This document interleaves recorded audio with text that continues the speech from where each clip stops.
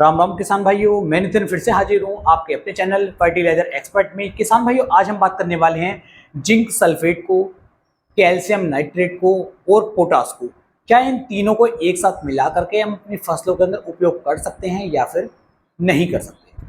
बहुत ही ज़्यादा पूछे जाने वाला ये क्वेश्चन है और इसके ऊपर कल मैंने एक शॉर्ट वीडियो बनाई भी थी, लेकिन बहुत सारे किसान भाइयों ने कहा कि भाई हमें डीपली थोड़ा सा बताओ कि क्यों उपयोग नहीं कर सकते, क्या नुकसान हो सकता है और उपयोग करना है तो कैसे उपयोग कर सकते हैं, कितनी इनकी डोज देनी है। तो संपूर्ण जानकारी मैं इस वीडियो के अंदर दूंगा, तो वीडियो को पूरा देखिए जिससे कि आपको बेहतर जानकारी मिल सके। वीडियो पसंद आए तो वीडियो को ज़्यादा से ज़्यादा शेयर करने की कोशिश जरूर करें।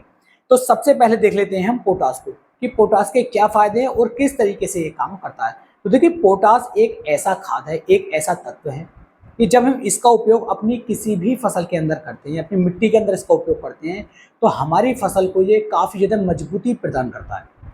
तना हमारी फसल का बहुत ज़्यादा मजबूत हो जाता है। अगर हमारी धान है, गेहूं है, मतलब दाने वर्गीय फसल हैं, तो दाना जो होगा काफ़ी फुलाव करके आएगा, दाने के अंदर वजन काफ़ी ज़्यादा आपको देखने को मिलेगा। फसल लगातार हमारी चमकदार बनी रहती है।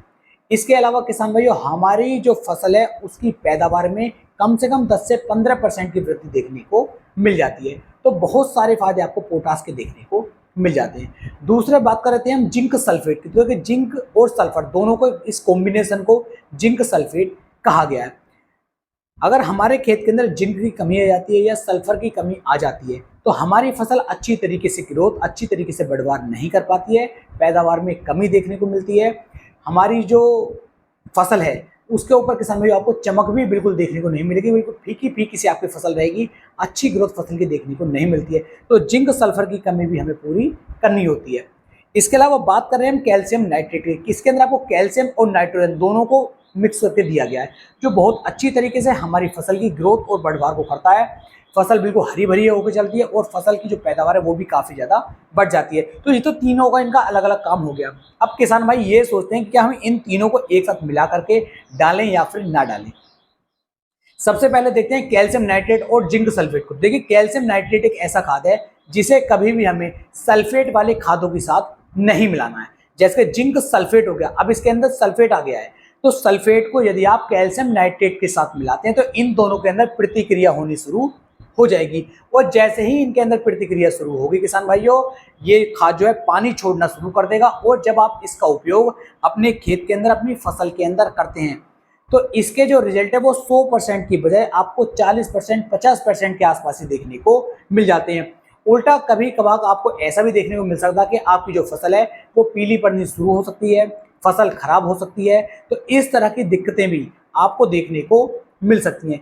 तो कैल्शियम नाइट्रेट को और जिंक सल्फेट को आप एक साथ नहीं मिला सकते। अब इसके अंदर ही बात कर रहे हैं हम पोटास को मिलाने की, तो आप समझ सकते हैं कि जब हम जिंक सल्फेट और कैल्शियम नाइट्रेट को नहीं मिलाएंगे और इसके अंदर पोटास भी और आगे से मिला लेंगे, तो इनके अंदर प्रतिक्रिया और ज़्यादा बढ़ जाएगी। तो सिर्फ और सिर्फ हमें जो है नुकसान ही इसका देखने को मिलेगा, किसी भी तरह का कोई भी फायदा देखने को नहीं मिलता है।